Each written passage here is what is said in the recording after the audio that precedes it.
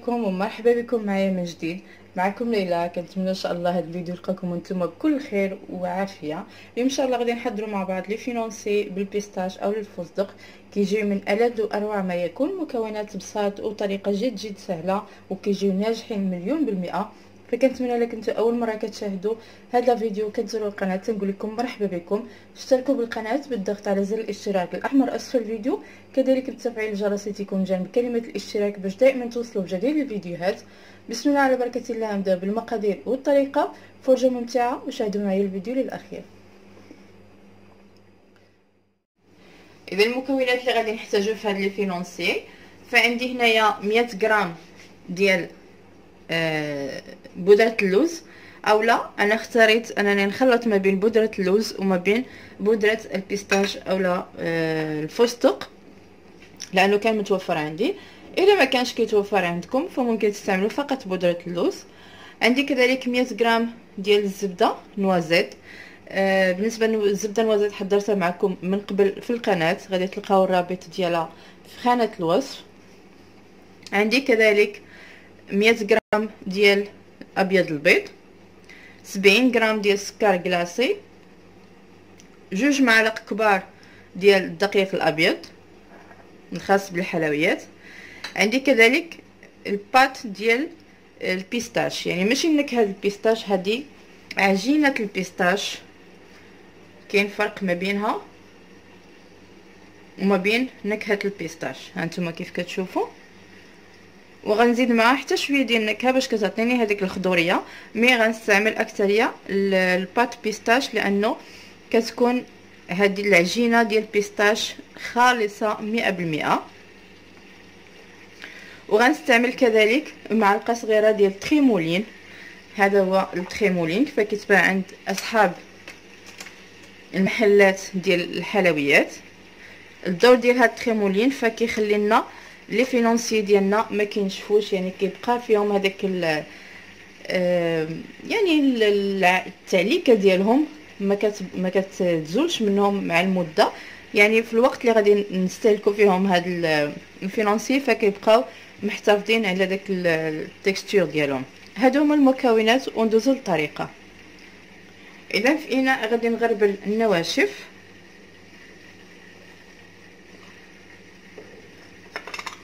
كي قلت لكم 2 معالق ديال الدقيق، سكر كلاصي نغربلهم هما الاولين،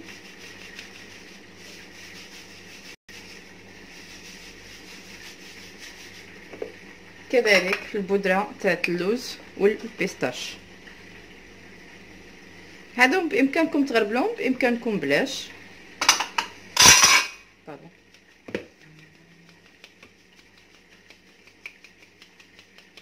فوالا وهادشي اللي كيبقى ماشي مشكل، غير فقط نحاولوا اننا نحلوا داك الكويرات ما يبقاوش محببين، ونعاودوا نهبطوهم هكذا. اوكي،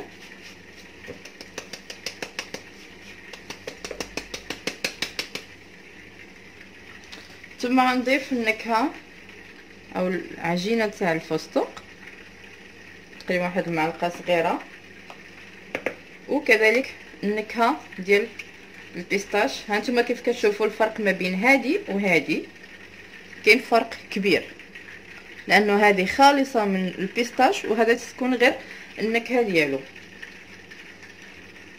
فغنضيف واحد الكميه فقط باش تعطينا لون كيكون يعني باين.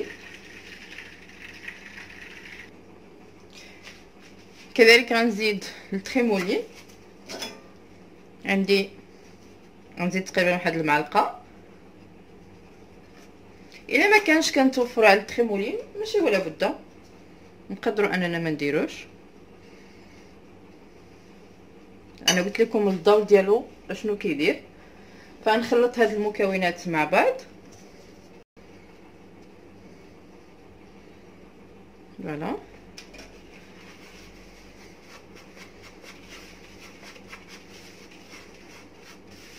غنزيد عليهم البيض تاع البيض 100 غرام. من الافضل انه يكون بحراره المطبخ. ثم غنخلط مره اخرى حتى كينسجم لينا الابيض ديال البيض مع المكونات الجافه.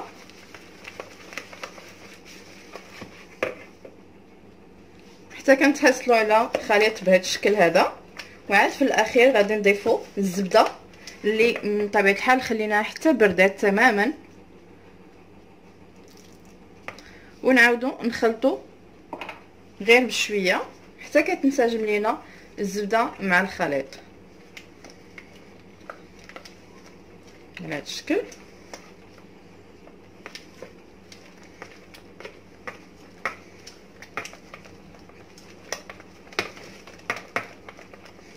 وهكذا غنكونوا تحصلنا على العجينه الاساسيه ديال الفينانسيي. هيا صبحات جاهزه، فغنخليها نغطيها ونخليها الا ما كناش مزروبين بها نخليوها ليله كامله في الثلاجه. اما الا كنا مزروبين بها على الاقل نخليوها واحد لساعتين حتى 3 سوايع في الثلاجه. فغادي نغطيها وندخلها الثلاجه ونعاودو نتلاقاو ان شاء الله باش نكملوا التتمه ديال هذا التحضير الفينانسي. اذا من بعد ما كنخليو الخليط ديال الفينانسي كيرتاح فغندوزو باش نعمرو المول سيليكون. هذا المول سيليكون اللي غنستعمل فهو النمره ديالو SF083. هذا تيكون ماركه ديال اما ديال فرنسا اولا ديال الطاليان، هما اللي مزيانين للفران. فنوضع كميه من الخليط تقريبا واحد المعلقه صغيره، وهما راه مازال كيزيدو يتنفخوا شويه.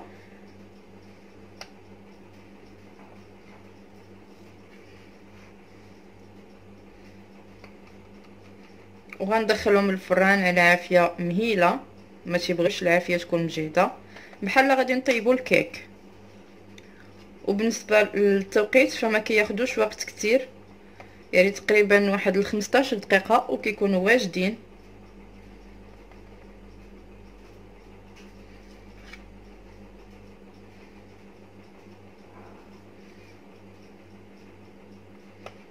فوالا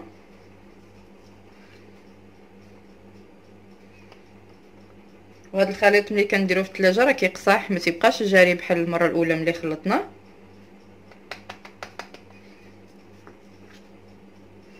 فغنكمل على هذا الشكل حتى نعمر المول كامل.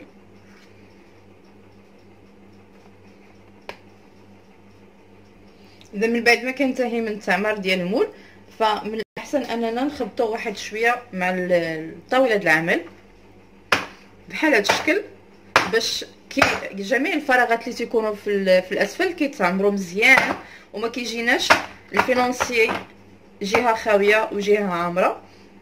فنخبطوه ما نخافوش من هذه العمليه على هذا الشكل صافي. وغندخلهم للفران درجه حراره كيف قلت لكم متوسطه، وقت ديال 15 دقيقه، وندوزو باش نحضروا الكاناش اللي غنستعملوا في هذا الفينانسي من الوسط.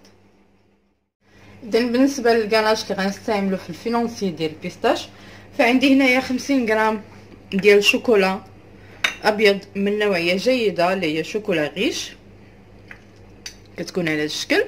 عندي كذلك 50 غرام ديال القشده او لا كريم فريش. انا استعملت الكريمه ديال الطهي لانه هي كتبقى بالنسبه للكاناش كتبقى احسن من الكريمه العاديه اللي هي مثلا هولالا او لا انواع الثانيه اللي كتكون حلوه، لانه ملي كنسخنوها فوق العافيه الحلوه دائما كتفصل، يعني بحال كدير الماء، يعني بحال كتفصل عن بعضياتها. اما الكريمه ديال الطهي واخا كتلامس العافيه ما كيجرى لها حتى شي حاجه، فكتكون ناجحه 100%. واخا الكراش الاخر حتى هو كيكون ناجح، مي هذه كطلع زوينه بزاف. عندي معلقه صغيره ديال الزبده والنكهه تاع البيستاش. فغنوضع الكريمه فوق النار حتى كتسخن. اذا من بعد ما كتسخن لينا الكريمه غادي نوضع الشوكولا ونخليها كتذوب غير في السخونيه ديال الكريمه. غنزيد النكهه تاع البيستاش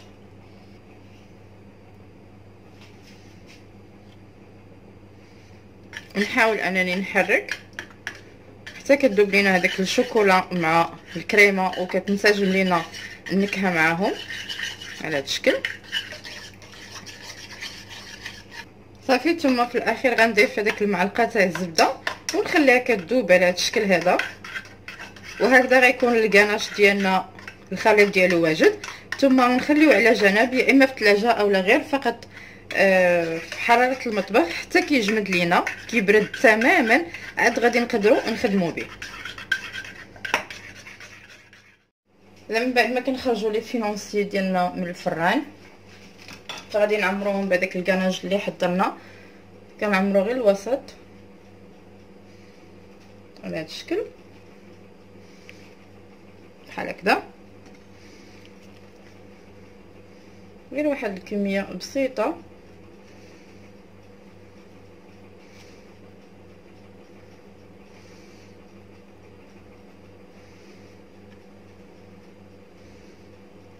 صافي ونخليهم على هذا الشكل. انا ما غنزيد لهم حتى شي حاجه.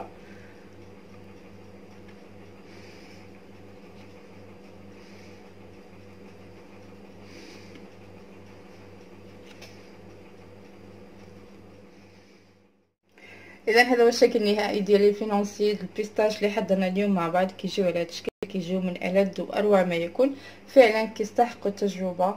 فكنتمنى ان شاء الله الفيديو ديالو من الاستحسان ديالكم وعجبكم، فما تبخلوش عليا بلي لايك وتبارطاجيوه ما بين الاهل والاصدقاء ديالكم، كذلك في مواقع التواصل الاجتماعي لكي تعم الفائده. شكرا بزاف على المتابعه ديالكم، الى وصفه قادمه وفيديو قادم باذن الله.